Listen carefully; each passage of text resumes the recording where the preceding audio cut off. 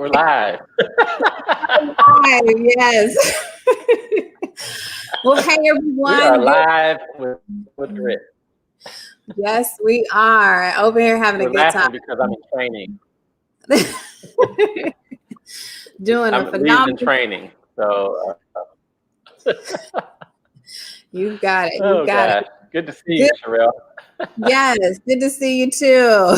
Everything going well? All is well. No complaints. This was a beautiful day outside. I tell you what. This great weather and everything. It's just, but especially with the weekend of storms. Were you all affected with any of the storms? Nope. We were good, but you know what? I was actually down in Florida. So I I missed everything. This past weekend, I was, headed on some emergency travel, but I am grounded. Okay. Sorry, okay. So I missed. Say you were getting on the boat, going to hang out with spring breakers. No, I wouldn't say not necessarily to hang out, but I would definitely try to find a moment to relax in the midst. Yeah. Gotcha. So, well, cool. Yes. Well, Good evening, everyone, and welcome to Women with Grit. We are just so excited that you all are in and here. Please feel free to grab a friend, tell them that we are on. You can catch us on any one of our feeds, www.womenwithgrit.com, Facebook. We're also live on YouTube, and then we're also broadcasting on the replay as well. So be sure to grab a friend, let them know that we are on, get something that excites you. And we have a phenomenal guest with rising star Tracy Snowden. You guys are in for an amazing treat this evening with Tracy, who has a phenomenal business of which we will allow her to elaborate more on it. But in the meantime, like, share it as well. Grab yourself your favorite beverage of choice, whatever that is, and we are going to get started. But before we jump into it, you know what, Lee? I always forget to get my drink. I have a tall glass of cold water. I don't want to start slurring my words later on. I'm already a little inept at that. So yeah, that probably wouldn't be a good idea on the show. Yeah. Oh my goodness. But Lee, tell us a little bit about our sponsors. Matter of fact, I'll grab my drink while you do that. Okay, there you go. That's a plan. It's a great plan. Hey everyone, we would love for you to support our sponsors. MJC Insurance Group, mjcins.com. Mr. Leon Wright is the owner of this amazing insurance company. The great thing about MJC is they're an independent agent, and so they're able to shop 30 to 40 different companies for your particular need, and that way they can customize a program for you. So I definitely encourage you to go to mjcins.com and reach out to the group at MJC Insurance. I use them for auto insurance and some rental property insurance. I tell you, the other thing is you'd be surprised at some of the companies that they actually represent. Some really good companies. Some of them you see advertising on TV, and they actually, some of them do have really good rates. Second, Mr. Terrell Perry at Mollett Investment Services. So Terrell, Terrell at MollettInvestmentServices.com. Terrell is waiting for you to help you get your insurance, your life insurance in place, disability insurance in place, any type of insurance. So many of us are walking around on a day-to-day basis, and one thing we don't know, none of us know, is when our last day is going to be. And the last thing you want to do is leave your family in a place where they're not able to survive after you leave. And so it's only fair to them that you go ahead and pick up at least a term policy. And everybody's situation is different. So I can't tell you which one to get, but everybody's situation is different. And Mr. Perry is definitely willing and able to help you figure out the best thing for you and your family and your loved ones. He's also waiting. Many of you had this great New Year's resolution to get your financial house in order and to start investing. I was talking to a good friend of mine today who this guy I've known for 30 years, and I've been talking to him for 30 years about investing in the stock market and those types of things. He's a major real estate investor, so financially he's fine. he finally took the plunge last year. It's like, man, this is pretty easy. This is pretty cool. And he's actually doing a lot of stuff on his own. So he calls for advice. But go ahead and get your financial house in order. Make sure you're participating in your company's retirement plan. Make sure you're maxing out the retirement plan and you're getting the maximum match from your company. And we're going into second quarter. So if you didn't get it done first quarter, make sure you call Mr. Terrell Perry, and have him set you up. Also, Lauren Overton at Mollett Investment Services.com. Lauren, Lauren at Mollett Investment Services. If you own a small business or you're over HR and your company needs new benefit plans and you want to shop around, give Lauren a call. She'd be happy to help you get a proposal, and we'll be happy to talk to you about your company's benefit plans. And if you're self-employed, a solo K or individual K is probably a really good option for you for your retirement plan. There are many other types of plans as well that we'd be happy to talk to you about. And last but not least, she's back in time with her beverage, Sherelle Lands, Vision Strategy Management. Sherelle's got books, she's got classes, she's got everything that you need to really get your corporate life and your personal life on track. Check out her books. Make sure you go to her website, SherelleLands.com, and order your books. She's got books on Amazon. And so Sherelle is just there, ready and waiting to help you get your life in place. I tell you the cool thing about Sherelle, her thing is execution. So it's one thing to plan and talk about it, but she is all about execution. So you want to definitely, if your company needs a strategist, someone to help you all come up with the strategy and then implement and execute, Sherelle Lands is your person. Sherelle, what do you have? I'm so excited. You know what? I am just looking forward to the year ahead and continuing to do great things in terms of helping people with their respective personal as well as business strategy. But this is not even about me, Lee. Let's bring up our amazing guest, Miss Tracy Snowden. So before I do, I want to just give you guys a little bit about Tracy before we bring her up. Tracy is the CEO of Apto Global. She started traveling the globe at age 14 and founded Apto to create the culture and language platform that her years of teaching immersive ESL told her learners everywhere what they wanted as well as needed.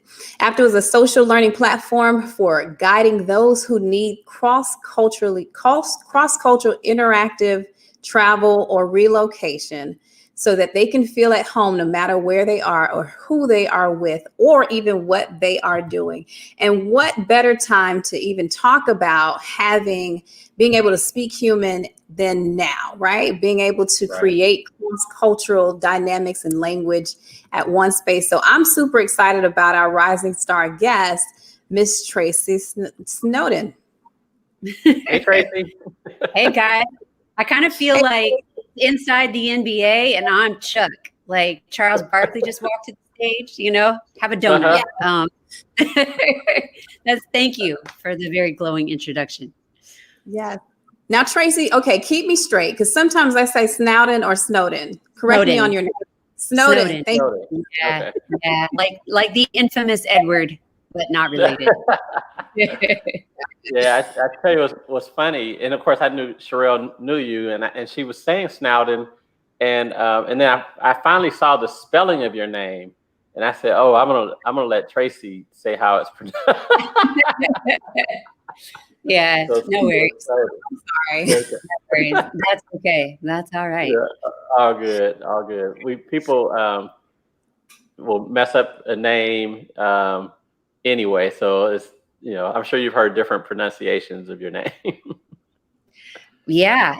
In fact, some people call me Stacy. Some people call me Teresa. So.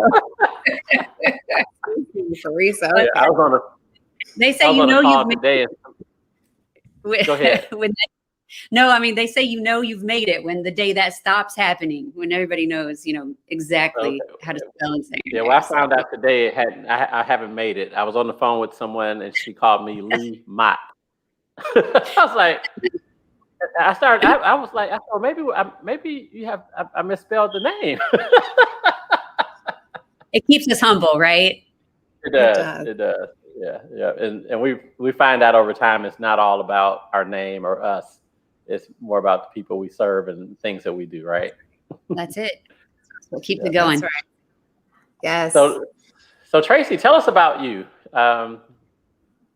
What are you up to? What are you into? Give us an idea of who Tracy Snowden is. Our guests would love to know. Sure. Well, one of the questions that Sherelle had asked when we were backstage was what is your story of grit? And that got me thinking, got me kind of inspired, because first and foremost, I don't know a successful CEO or founder who doesn't have a long relationship with the idea of grit, perseverance. But it's also definitely something that starts young, So I did not grow up with a silver spoon in my mouth from any side of my family. Grew up, being raised in a diverse home, bicultural, bilingual upbringing, and so seeing my parents go through being some of the first to be educated. My mom, went on to get her doctorate, et cetera, in their family, and coming from little to no financial means and making that happen. I mean, I think that is definitely something that inspires the inner entrepreneur, if you will. So, Okay.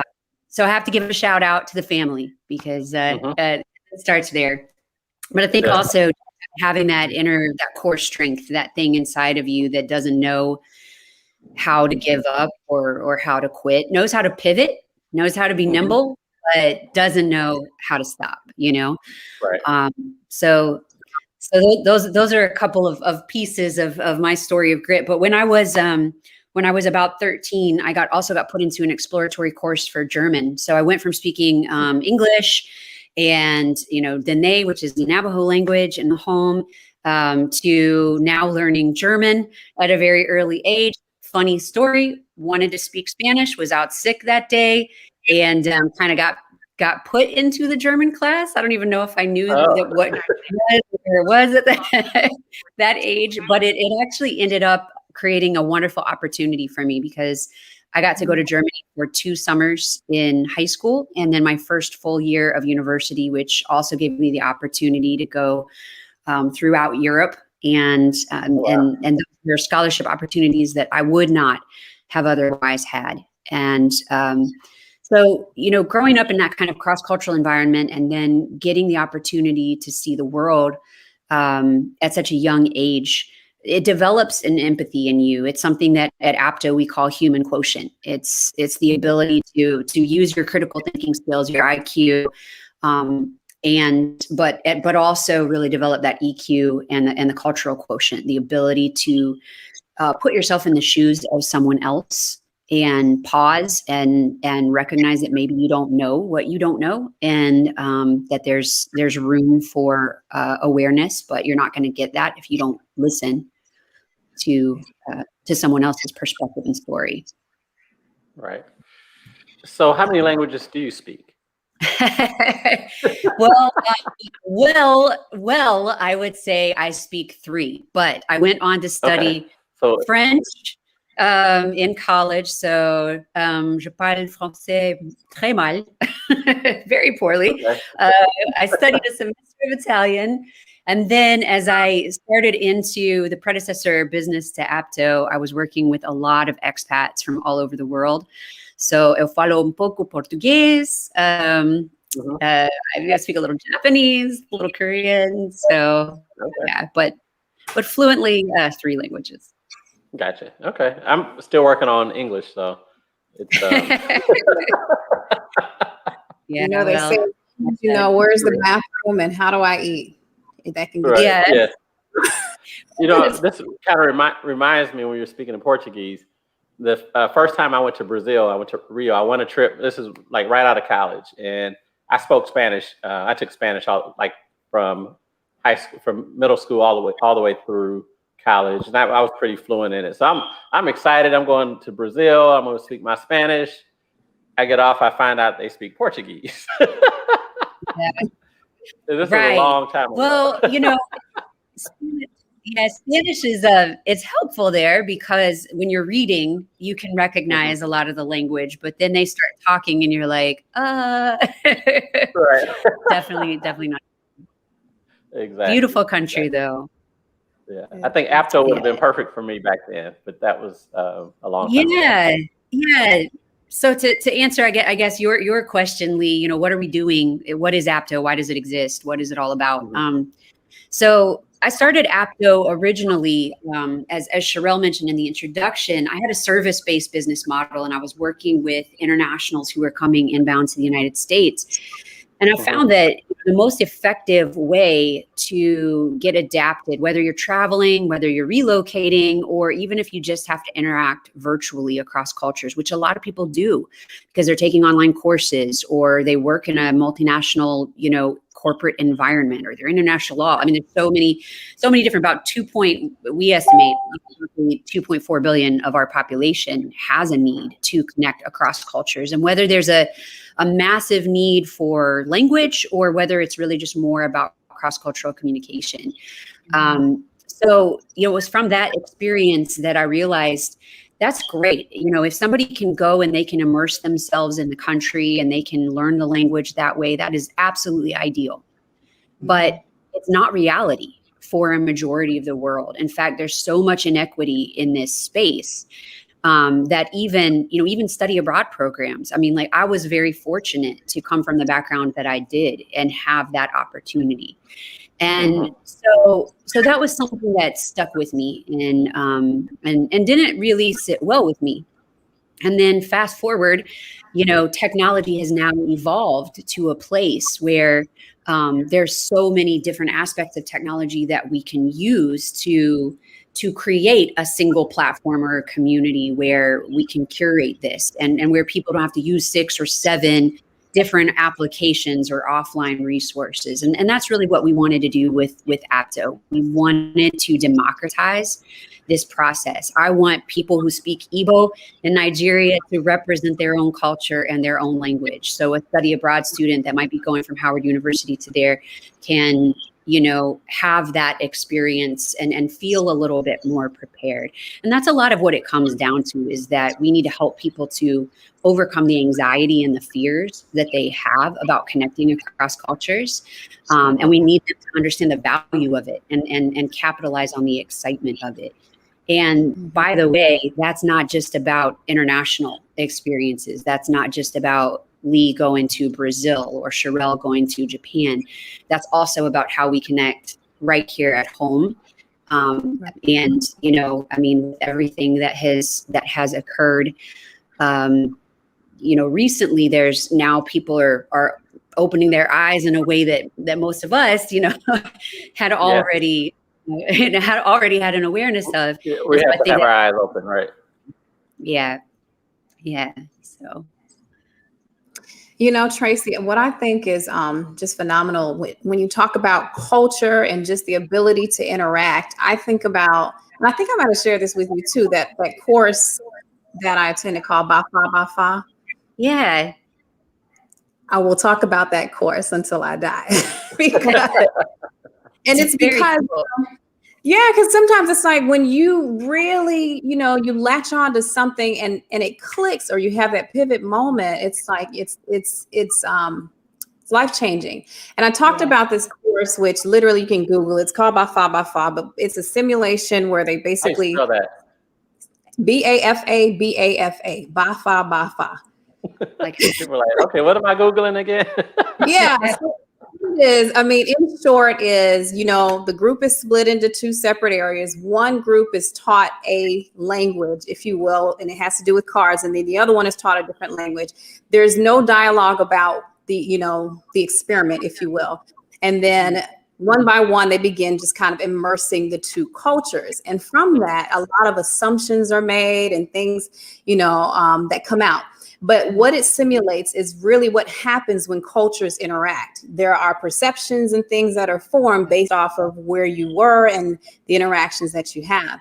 And so what I love, and the reason why I mentioned that is because what I love about what you're saying, Tracy, is about really speaking from the perspective of your culture and giving an opportunity to share that with the world in such a way that whatever preconceived notions may have existed, now there's an opportunity to tear those down. And so that course just kind of reminds me a lot of what you're doing, and just the at the end of the day, it's about speaking human. So tell us about that specific brand tagline. What does it mean to speak human? That's a really good question. It's a question that we ask all of our users to answer, in fact, because what it means to them is it's beautiful to hear how the diversity of answers that people will give. But where this came from is shout out to one of our strategic advisory board members, Udayan Jattar. His name is UJ. He has an agency called Blue Earth. And the belief that he holds is the concept of transcendental branding, which basically just all that really means is finding why do you exist, as a company, as a brand. Why do you exist? And Apple did this very well. Nike did this very well. In a world where a piece of hardware or a shoe could be so easily commoditized. It's not. Or Coca-Cola, a brown fizzy drink, is not. It's transcended the world. It's global, right? It's a household name. So we went through that process. We were very privileged as an early revenue startup to be able to go through that process. And in that process, one of the things that we had to identify is why we exist. And so what we say internally, the reason why Apto exists is to guide individuals to flourish authentically within global diversity. I'll give you an example of this. I actually put a video of, you guys are all just going to think I'm just a total sports nerd. Really, okay. I'm a music nerd. It's that time of year anyway.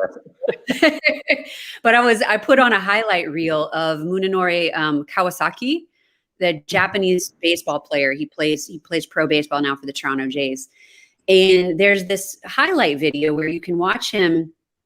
And on one side, he's using, humor to, kind of self-deprecating humor to really engage with other people. He's trying to speak Spanish. He's speaking broken English. He's pulling out his phrase book, and he's making fun of himself. And in a way, it's very endearing, and it's obviously very comical, particularly from a Western cultural perspective. On the other hand, it's a little sad because there are times where you can almost see him parrot, being a caricature of himself, not able to fully be his complete self or bring his complete self there. And that's what happens. It's what happens for all of us when other people make assumptions about who we are on the basis of something related to us, our culture, the way we speak, the way we look, our gender, et cetera. So many different things that make up culture. So it was really interesting to me to watch that, because that is essentially like you're laughing, but you're crying on the inside too, because you're like, why? I really want him to be able to just feel fully like himself, and like he doesn't have to do this to get people to like him, and. So going back to your question about, what does it mean to speak human? When we came up with that tagline, it came out of a place of us figuring out, when we think, okay, this is why we exist, we had to come up with, what are the barriers to us being able to get people to that place, especially in a technology platform. I mean, it's not like we can just cater to everyone one-on-one. We're using machine learning. We're using data. We're using algorithms to help to curate these things and to make these connections to the best of our ability, like a dating app or something. Right. So we came up with an emotional signature that we felt was like the antidote to these barriers, barriers of apathy, barriers of fear, barriers of hatred. Sometimes it's hatred of self, sometimes it's hatred of others. And why? For what? Maybe because we grew up in a homogenous environment. We've never seen or experienced anything else. Maybe it has something to do with our upbringing. Maybe it's just that we don't care.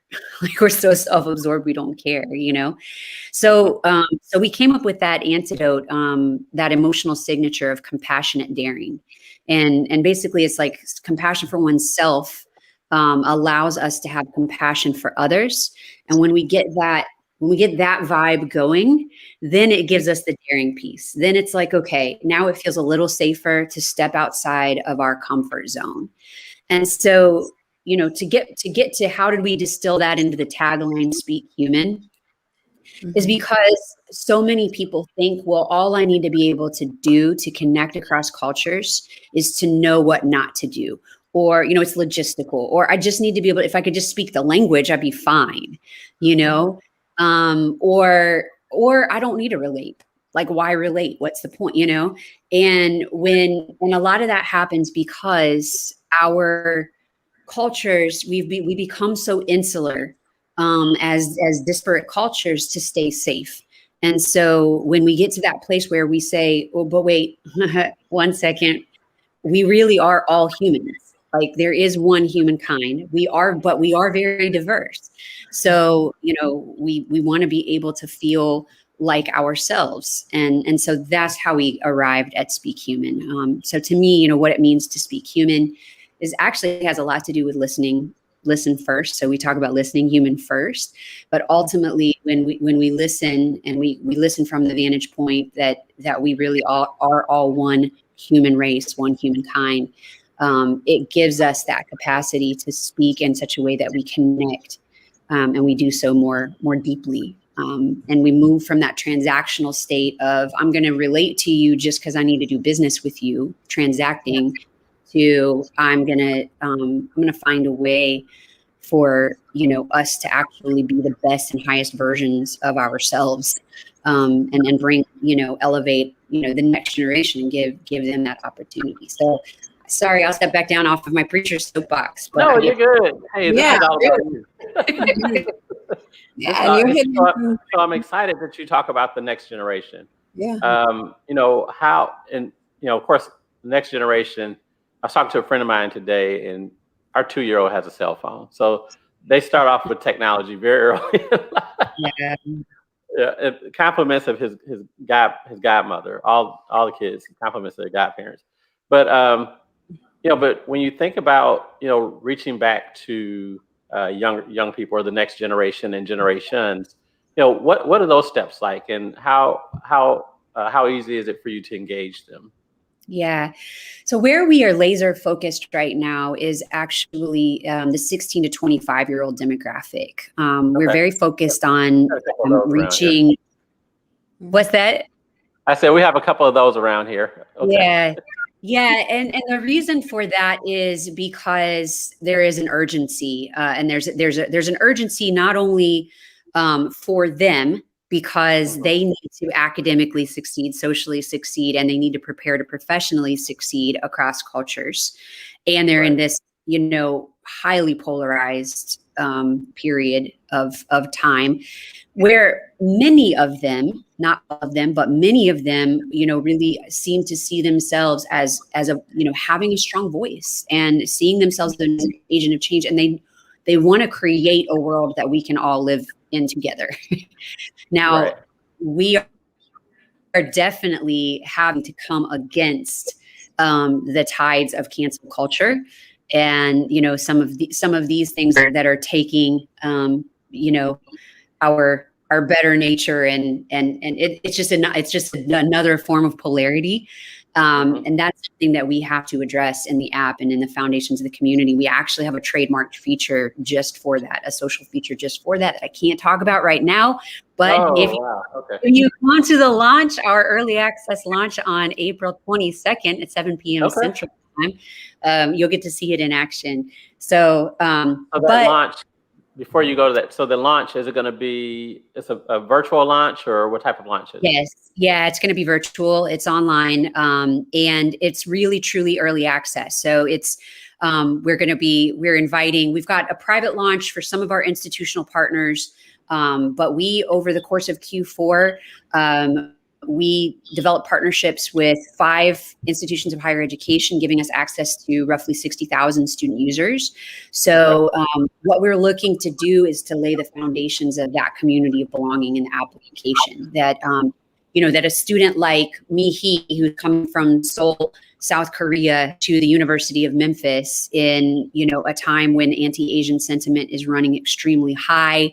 And she's also very confused about other forms of racial protesting and things that are going on, that she has a safe, place. Not only can she connect with other Korean students who have been there and done that, maybe are a year or two older than her and the local Korean community, but we're also encouraging her there are guides that are going to welcome her that are local and that are going to, they're going to upload video content, and they're going to show her, here's what life on campus is like. And, here's what the Memphis community is like.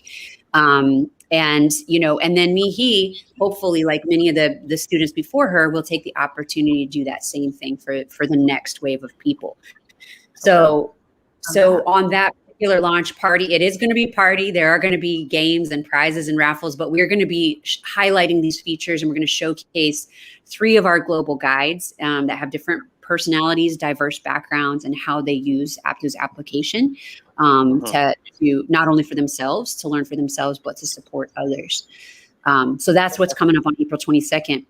But back to your question, Lee, in an ideal world, we will just keep pushing that envelope. So, I think ninth through 12th graders, we just want to keep going backwards. I mean, that's the next wave that's really interesting. To me, part of the issue with technology and social technology in particular, and democratizing this open exchange and forum, is that there are privacy restrictions. There are a lot of compliance things that we have to be aware of and careful of. So there is such an incredible opportunity for Apto Global to really become a ubiquitous global platform for cross-cultural exchange, like the LinkedIn or the Airbnb of all things culture, language, and travel. And that's where our eyes are on that prize.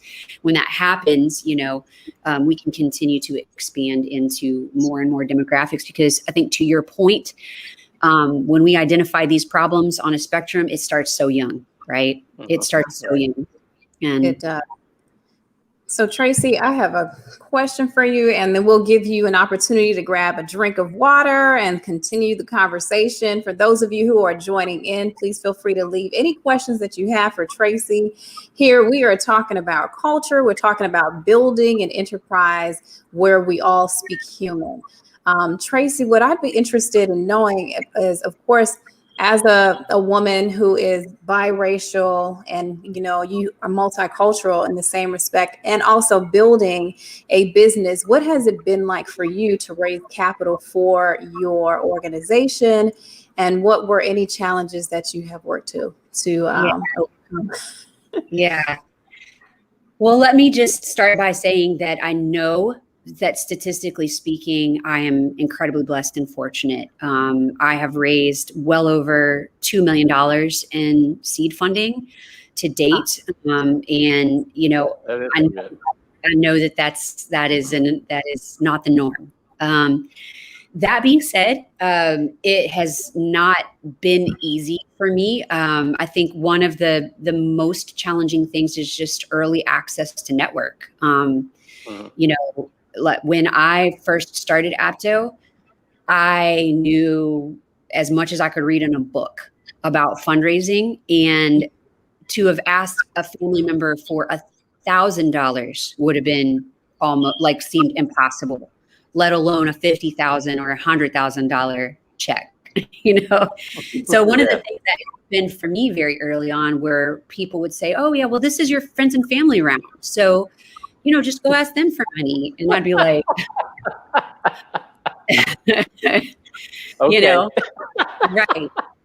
right. So shout out to Pathway Lending Center, because our first capital N, was debt. And I guarantee you, Apto would not exist if we wouldn't have had that leg up, because no one anywhere, and I bet you we have a pipeline of thousands of prospective investors. No one anywhere, institutional, high net worth, angel, family fund, strategic or otherwise, was going to invest in a concept for us. I mean, we just, so what I did was we bootstrapped, and I took a paper. I remember the day I took a paper prototype to Bridgestone and met with their HR team in global mobility, who brings the Japanese expats over. And they said, okay, come back with a clickable prototype. And so then, I parlayed $10,000 of my own money, had some other early folks that came in. We did a discovery. We got a clickable prototype together, and I went back to Bridgestone, and I did not leave until I had a letter of intent. And we did that same thing with 3 or 4 or 5 other companies. Right. It was painful, and it's been painful all the way. We have never had the luxury, of raising that money over that time. We've never had the luxury of getting out ahead of the curve. I think that's one of the most painful challenges, is that, to build a platform business and scale it, like, you need to get out ahead of that curve. And we've never had that luxury. But we, here we are, and we've just built one layer at a time, taken one step at a time. So that's definitely been challenging. I don't know, as a female, I have this issue where I forget about my gender and stuff. So I don't know how much that's impacted me, but maybe because of how much I haven't let, but I do suspect that it has, in one glaring respect, and then I'll stop so that we can take our break. But that is that I do suspect that prospective investors expect females to come with a highly de-risked opportunity, as opposed to expecting an aggressive, high reward opportunity. And that definitely creates a disadvantage when you're not in a widget business. When you're building a platform business and you want to show a path to 3 billion in revenue, you very often get laughed out of the room. And I do think that just based on when you experience that enough times, and then you look at the research and you realize, I don't think this is the same experience guys are having. Yeah, no. That's awesome. Yeah. And we'll pick up from that, because I have some questions I want to ask you, kind of tag along and in the second half, although we're over halfway through. That's all right. We'll pull you right back in to take a moment for you to get some water while we thank our sponsors.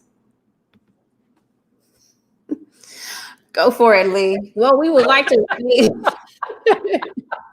Man, the first half of our conversation has just been phenomenal with Tracy. I mean, insightful. What better time to talk about speaking human than now? What better time to talk about culture and talk about ways to celebrate your culture in a creative technological platform such as Apto? So we are just super excited to have her on our stage tonight.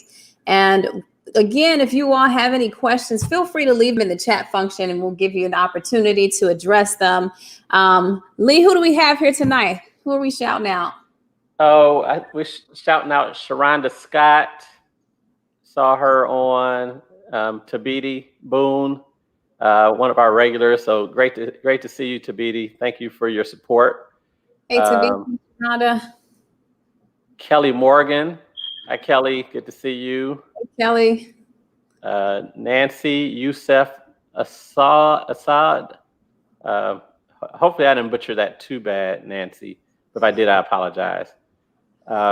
Cedric Milner. Good to see you. Hey, Nancy. Hey, Cedric. Thanks for joining. And make sure you guys send any questions you have, any comments you have. We see your comments. And also take this time to share with your network the conversation, especially if you're enjoying it and find it inspiring and useful and helpful and all those things. That's right. One of the things, as we talk about culture and we're hearing about all these different, of course, the trial for the murder of George Floyd, that's getting started right now. We have this, unfortunate plethora of attacks against Asians that's happening in our country right now. The interesting thing is that I was watching the news today, a number of the Asians that were a part of that said, this has been happening for a while. We just haven't been reporting it. And it hasn't been happening so abruptly. One of the videos I saw today was a guy that this woman was 65 years old and this guy was a big dude and he just knocked her down and kicked her and kept on walking like nothing happened. And the security guard at the store just closed the door. He didn't go out and help. And so, we're, unfortunately, we're in this culture of thinking about ourselves and not helping others out. And I get it. Sometimes being a hero may be harmful to you as well. But it seems a security guard could at least, could come up with some way to help limit the impact of what's happening. He probably couldn't prevent it because he didn't know it was going to happen, but he could help limit that. So it's just a crazy time. And it also makes me think about what we're doing with the table. So the table was really bringing a lot of people. I mean, we have some great stories of people that are meeting some of the top developers, and this guy, one of the top, Sean Buck, who runs Turner Construction, is helping a guy named Mark Epps put together his business plan to put together his to build his general construction company. And there are a lot of other stories like that. I won't jump into all of them, but go to thetableaction.com, and just learn more about what we're doing. And of course, we're finding that as people get to know each other, much like with Apto, as you get to know other people's cultures and you get to know other people, it's hard for you to hate them. Right. Because it's not really about what someone else told you, it's what you actually learned on your own. It's your own personal experience and your own journey. And you'll find they're buttholes in all races and all religions. They're people that you're just not going to like, but they're also going to be people that you do like. So take time and get to know someone that's different from yourself. I want to shout out our sponsors, of course, MJC Insurance, mjcins.com. Give them a shout and have them quote your auto insurance, homeowners insurance, motorcycle, boat, what any type of insurance you need. They'll be happy to help you. Also, go to Terrell Perry, Terrell at Molet Investment Services. Give Terrell a call or an email and ask him to help you put together your insurance plan and your retirement plan and your financial plan. And then Lauren Overton will be happy to help you with your company's benefit plan. So Lauren at MoletInvestmentServices.com. And last but certainly not least, our own SherelleLands.com. Go to SherelleLands.com for vision strategy management and really learn how to execute. We all have our New Year's resolutions. We all establish our goals and everything we're doing. And some of us are still running in place because we don't know how to execute it. So let Sherelle help you execute and move your business forward. Yeah, first quarter is over tomorrow. First quarter, that's right. It is. Make sure that hopefully we're not still running in place. But if so, give me a shout so we can get you off the treadmill and out through the country onto a journey. So super excited about it. And let's go ahead and bring Tracy back up so we can continue the conversation about culture and continue the conversation about Apto. We did get a question in our chat function. So Dedrick would like to know, how do you get in the door when you don't have any connections in the company, such as Bridgestone? So how did you get your foot in the door? Yeah, I didn't have any connections at the time. So I always try to back into that.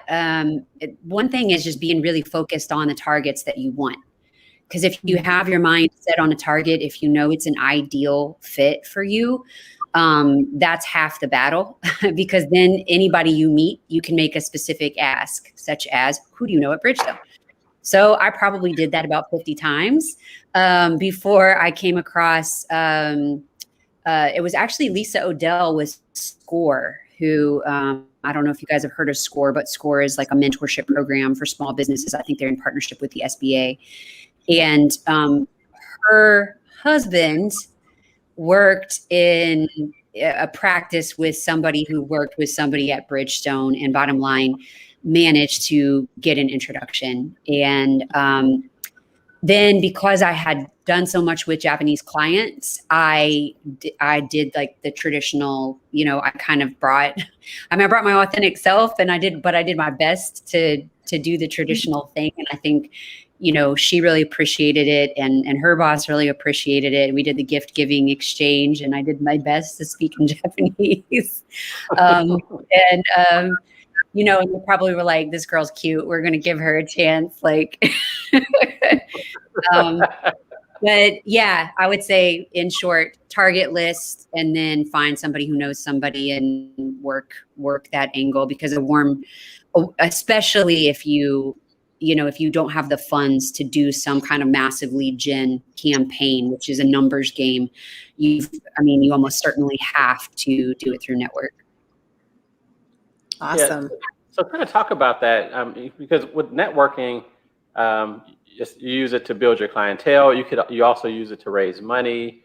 But how important is it for you to find the right network? How do you find the right network? And then once you get in these different networks, how do you work it? Because what I see is a lot of people sometimes just kind of get in one network and think that that's going to work with everything. What's your journey?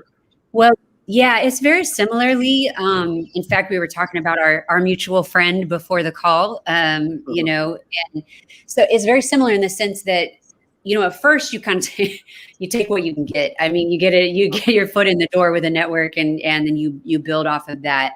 But also having targets in mind. So like for me, for example, right now, I'm at a place where I've raised enough money from certain networks that now I want to expand into other networks of investors. Okay. But to get really pragmatic with it, when you're thinking about raising funds, you've got to answer a few questions. So one of them is what vehicle investment the investment vehicle that you're going to use, like how are you going to legally bring the funds in? Are you going to do it on a convertible note or a safe? Are you, going to go do a price round and go to straight equity? But you have to answer some of those questions because those questions help determine who your targets are and how you can raise.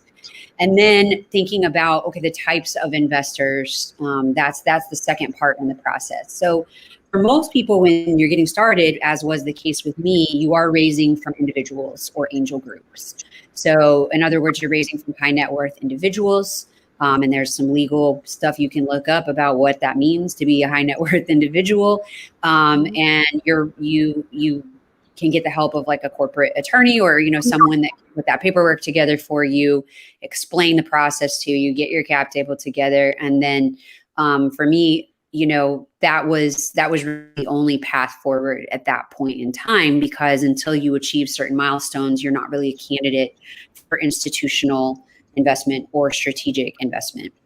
So then thinking about the networks, what has worked well for me is to get a lead investor within a network or a group who will help me to essentially sell the opportunity to others within their work and their group. And you're looking for fit. One of the mistakes that can get made really early is that people will take money that isn't really a good fit for them, and it can come back to haunt them later. So you want to make sure that people really are with you for the long haul, and they're really with your vision. So I don't know if that directly answers your question, but no, that was good. Mm-hmm. I know you got another question specifically about your board. How did you choose your board? Well, some cases you choose your board, and in some cases the board chooses itself for you. So that also has to do with writing their checks. Exactly. I have two separate boards, and I keep them separate. So I have a fiduciary board that's very small, that is with two of my early check writers who believed in me early and have been instrumental in helping me raise funds. Then I have my strategic advisory board, and that's where I'm really able to use a lot more discretion. And so the process that I took with the strategic advisory board was to think of them as my C-suite that I could not yet afford. And so I literally found subject matter expertise in every aspect of what we do. So, for example, I brought in, Saad Khan, who's a product advisor. I brought in Humair Naqvi, who has sold into, higher education. I brought in subject matter experts in around language and culture, like Joyce Baker, who was, on the Joint National Committee of Languages, and these types of things. So again, it's about being strategic and thoughtful up front and figuring out, okay, what do we need? What does my team of executors and operators need to be successful? What do I need to be successful? And then stack that deck. Think of just like you were, again, with the sports analogies, but just like you were, stacking the bench. So. That's right. Yeah. And now these board members, do you have to pay them, or are you giving them stock, or are they just coming in to volunteer as kind of mentor sponsors, or?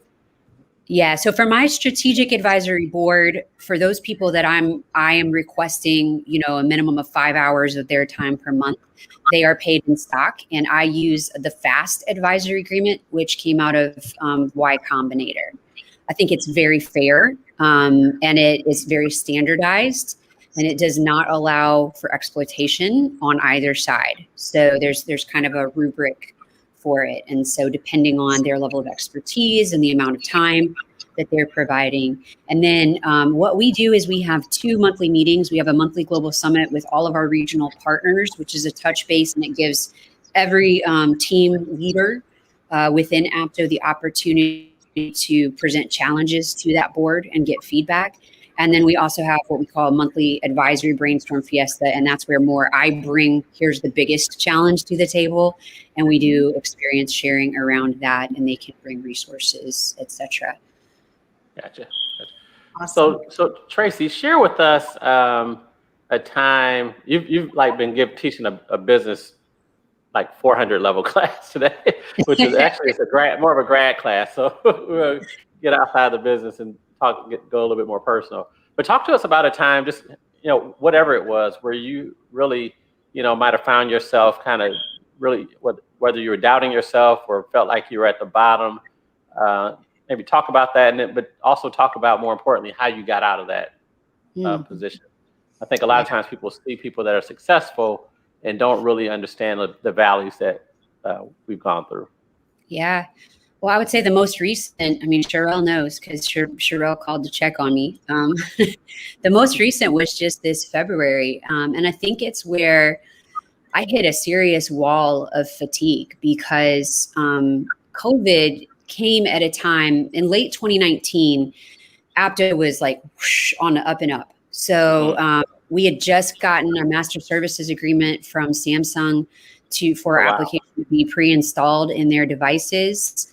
I was raising funds for completing the development of that consumer application in record time. We had found,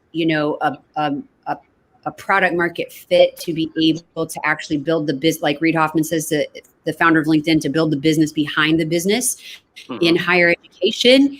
And I thought 2020 was going to be the year, man. Like, I was ready. And then we actually had a check writer for $500,000 that was going to complete out that round, and we were going to accelerate. And I thought, we were literally going to be on the schedule we were on now, but a year ahead. And then when COVID happened, that gentleman pulled out, and we were not able to raise funds for probably 9 months. Not a drop of new capital coming in. And our initial runway was running out in July. Okay.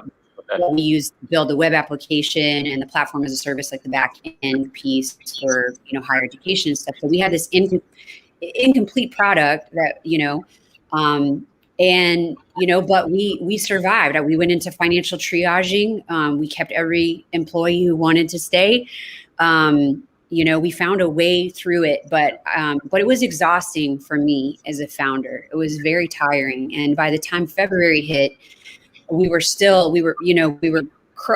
just kind of crawling out of that hole, making it happen. But I hit a wall, and it was really just it was like I lost the joy of the practice of it. I was just tired. Like I just needed support from, So one of the things that I've learned is not to be proud and just reach out and let people know this is how I'm feeling and this is what it is. And it doesn't mean I'm going to give up. You're never going to see me give up, but I need you right now. So I did that. And then I also have a strong, kind of my own personal practice. I guess some might call it a spiritual practice or something that I do every morning. I work out routinely. I, spend time with my now fiance, Congratulations. Thank you. So yeah, I mean, I take care of myself. Like I make sure that I take care of myself in that process. And I make sure that other people understand that, as much as I am capable of, and I'm sure I'm capable of even more, I'm still human. Right. Yeah. So Tracy, think about if you go back to the younger version of yourself, right? When you were just getting started with your journey, what was the moment that it clicked for you when you said, you know what, I can do this, I'm going to do this, and you started running? What was that like for you? So it's funny that you say running because I actually grew up running track. I ran the mile, and Okay.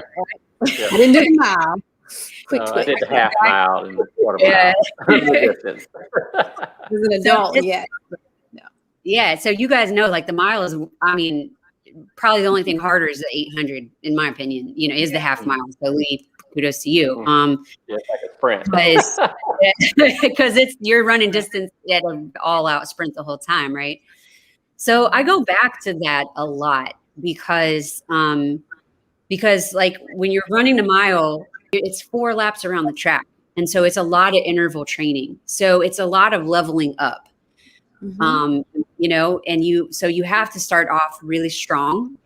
But you also have to make sure that you're running a pace that and you're monitoring those splits so that you can kick it when you get to that 4th lap, And so I think for me, that's what it feels a lot like. I don't think there was ever one moment where I was like, it's been constantly awakening, like into a new dream, because at first it was just like, oh yeah, I could grow. Oh my gosh, maybe I could grow this business and we could have 15 million in revenue someday, And then it was like, oh, you know what? We really have a path to 50. And then, like the next thing I'm like, billion. Here we go. There we go. Yeah. We're not even close to being there yet. It was just the ability to see the clear path in my mind and the risk reward analysis that you go through in your head, of like, okay, if this bottoms out, am I okay with what happens? Like, am I willing to go to that next level? And for me, glutton for punishment. The answer's always been yes. So, So Tracy, talk about, what I find with people that are very successful, whether they're corporate leaders or entrepreneurs or government leaders, they typically have a vision. Of course, the Bible says where there's no vision, people will perish. But talk about, the importance of having a vision and how do you really work the vision when you have it? Yeah, that's the vision to me is everything. And also, like, to your point about Sherelle, and what Sherelle does is then thinking about how do I bring that vision to life? I'm very meticulous about, like, every morning I go through when in that morning time, I look at my schedule, I look at, and then I look at that list of goals. I look at that 5-year vision. I have it written, I write it out by hand. Sometimes I'll rewrite or I'll tweak, but it's pretty much like what I want to accomplish every year over the next 5 years, is there. It's literally written down, and I read it out loud. I mean, my team makes fun of me, but I tell them, like, I believe in Jedi mind tricking myself. Yeah. Play that trick on myself, right? Right. I believe in it. And so, so that's what I do. The real trick is getting other people to see the vision, and learning how to articulate it. And that's challenging, especially when you're a visionary of a new thing, something that doesn't exist, or you get like people making comments, well, like, why can't you, this feels like, early on people were like, this is a lifestyle business. Why can't you just use existing technology? And it was like, no, you're missing the point. You're missing the story of Emma Abbott, who's having to use 7 different technologies and tools just to be able to meet her biological family in Vietnam.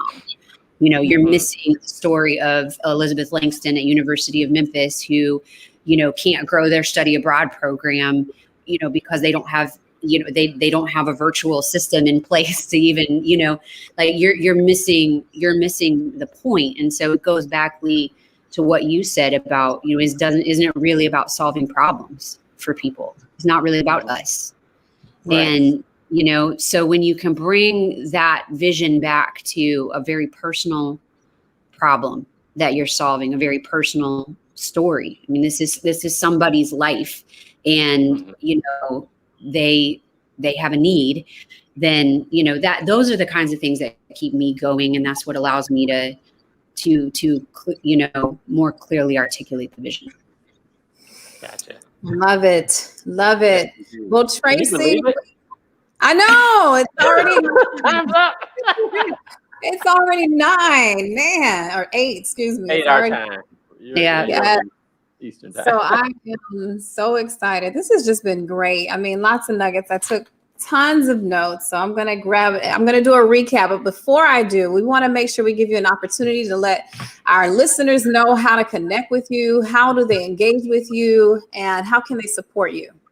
Yeah, thank you. So you can reach me via email. That's the easiest way, traci@aptoglobal.com, aptoglobal.com. I'm Apto Global CEO on Twitter and Instagram. You can connect with me on LinkedIn. Sherelle will be sending a link to the landing page for the early access launch on April 22nd, I believe, or somehow we'll get that out there into the world. So yeah. Yes. We will absolutely do that. Okay, so hopefully you all have been taking notes. If you have any final questions, feel free to ask them now. Put them in the chat function while I just walk through a quick recap of the wealth of information that you have provided, Tracy. So thank you so much. Everything from speaking human and what it means to actually speak human, cultivating your journey, being okay with sharing your cultural experience and knowing that it is worth hearing. See the path in your mind and also be willing to say it out loud. I always say, see it in view before you say it out loud, or something to that effect. I can't remember. But either way, the whole point is you want to make sure that you convey the vision that you have in your mind so that you can walk in it. Also, be prepared in your journey to level up, right? She talked about making sure that you give yourself an opportunity to step it up, constantly being relentless in your pursuit for your ambitions or your dream. Be your authentic self and really be comfortable sharing yourself with the world, because again, we're here to solve problems, right? Think about what are those things that create barriers of fear, and then be willing to smash them, knock them out of the park.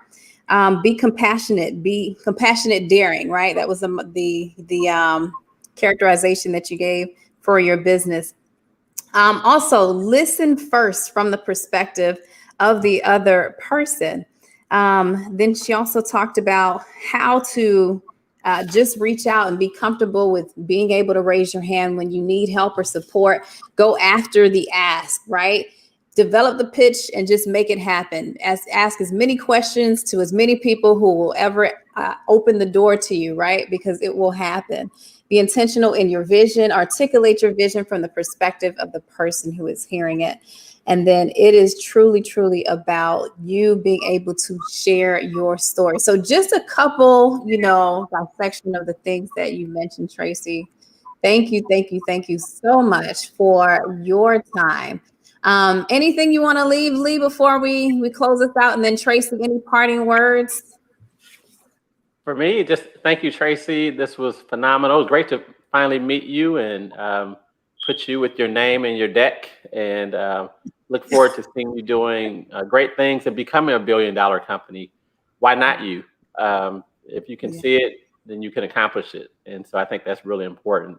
And to our listeners, thank you all for tuning in. Make sure you share Tracy's interview with us today, and our as you share all sorts of things, TikToks and everything. Let Women with Grit be one of your shares, and so that people can really, and this is for people that you really like and love, because it's phenomenal. It's really good information for them. And so thank you, Tracy. Thank you, Sherelle. Yes. Well, we are any parting words, Tracy? No, I just want to say thank you so much for having this. Feels like family banter. So it's really fun for me. I'm definitely going to check out the table, Lee. Thank you for turning me on that. Very cool. And thanks for watching Inside the NBA with That's it. Thanks for watching Women with Grit. Yes, thank you so much, Tracy. So we will be back next week, same time, with another amazing woman with grit. Next week we have Joy Sutton, talk show host of the morning show. So we are just so excited about having her as well. And without further ado, have a good night. Everyone have a great night. Thank you. Good night, y'all.